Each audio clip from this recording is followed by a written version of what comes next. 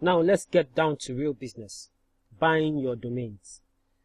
Now, like I said in the earlier video, there are basically two types of domains, expiring and expired domains. Let's talk about the expired domains. Now, for expired domains, it's pretty easy to get them.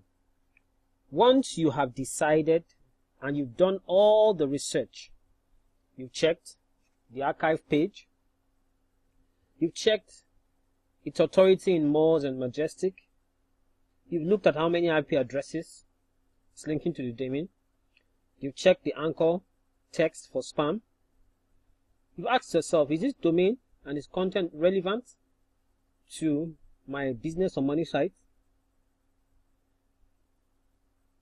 You have gone through the citation and the trust flow of the site to make sure that all the metrics are good. You've looked at the backlinks, most importantly, to see and to make sure that you have no spammy content, spammy backlinks, and you're sure of this domain name. The next thing to do is to purchase your name. Now, if it's an expired domain, you can go to any registrar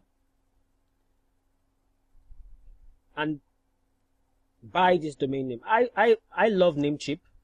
I also use Godaddy, one of my favorite, and a host of other registrars. But you should know that some registrars are cheaper to register some domain extensions, while others are more expensive. Now, for example, Namecheap offers privacy, domain privacy. I think it's free of charge. They offer that with it, which is an amazing offer. But you should not, do not buy all your domain names from one registrar. Remember what I taught you earlier. We are trying to mimic the natural systems of the architecture of the web. It is not possible for all the backlinks and all the domains linking to a particular website to all be registered by one registrar. Now that's fishy. The same thing goes for your hosting. So once you've decided, try and vary the registrars that you register your expired domains with. Now, for the expiring domains, those are domains that have not expired but are in auction. If it is Godaddy, once you've placed your bid on the auction and the auction starts, you need to watch closely. Now, I always advise to place your bid at the final minutes of the auction. The reason is this will help you see what other buyers are doing and come in at the very last minute when they feel very comfortable. I've done this severally and it has worked for me. Once you have won the auction, Godaddy then sends you an email to confirm and to thank you, and then transfers the domain to your account. Now, I advise that you have several accounts with these registrars. So even if you have a Godaddy account, you have like 2 or 3. Do not register all your domains, all your Godaddy domains in one Godaddy account. Reason being, we want the emails to be different. We also want the personal details to be different. Now, the same thing goes for Namejet and Snap Names and Sedo. Once, I'll give an example of a Namejet. Now, this is the domain name we've been analyzing, being amberia.com. As you can see now, there are no bids. There are no bids right now on this domain name. So, you can actually place the minimum bid of $69. When dealing with Namejet or Snap Names or Sedo, please do not make your initial bid above $69 or $70. Make it $69 or $70 and place your bid. After everybody has placed their bids, Namejet then fix a date for an auction between all the parties that have placed a bid for that particular domain name. On the set date, all parties must be online, and then the auction starts. The countdown begins, and each party begins to place their bid till a winner emerges within the time frame that Namecheap offers. Now, I have a golden tip here.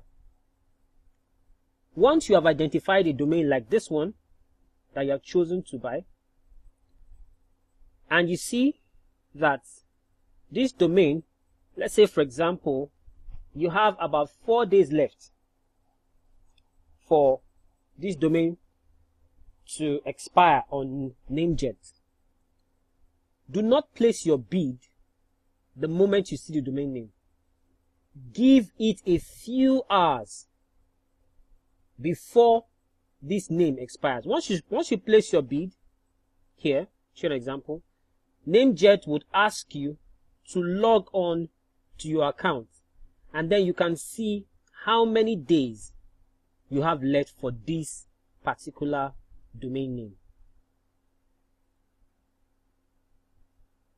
Let me go back here. You can see how many days you have left. So do not place a bid. You can also see how many days you have left on Namecheap.